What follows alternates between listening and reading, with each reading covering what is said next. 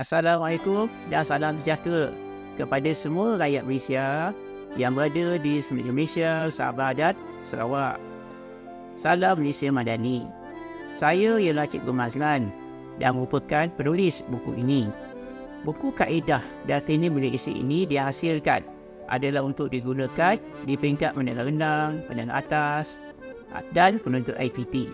Buku ini juga boleh digunakan kepada sesiapa sahaja yang ingin belajar menulis dan mengolah karangan.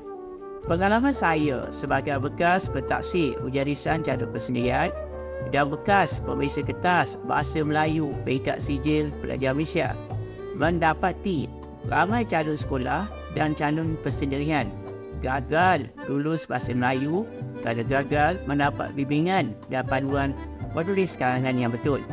Dengan adanya buku ini, mereka boleh belajar menulis karangan walaupun tanpa bimbingan dan bantuan daripada guru mereka. Teknik penulisan yang terkandung dalam buku ini amat mudah dipelajari. Kaedah penulisan oleh penulis sangat jelas.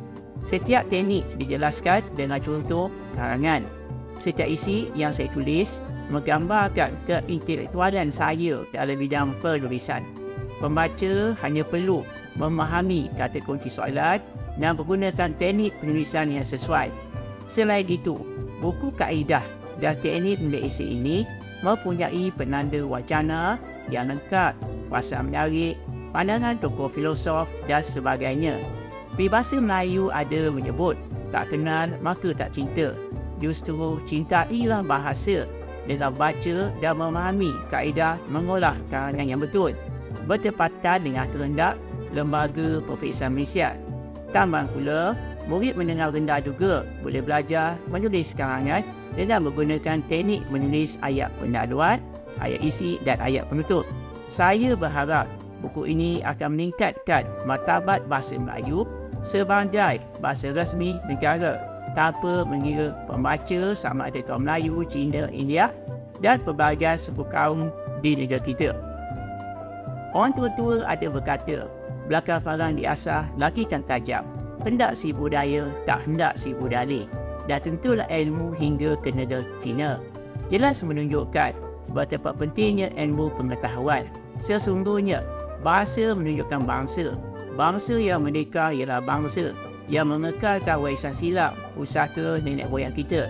Dengan mempelajari bahasa Melayu, perpaduan negara kita dapat dikekalkan dan keharmonian negara terjaga. Ayo, marilah membeli dan menghayati intipati buku kaedah teknik menulis ini agar masalah anda dapat diselesaikan. Saya sudahi dengan serangkap pantun. Hang tua pahlawan Melayu, sangat terbilang di bumi Melaka. Jangan abaikan bahasa Melayu, warisan pusaka. Sekian, terima kasih.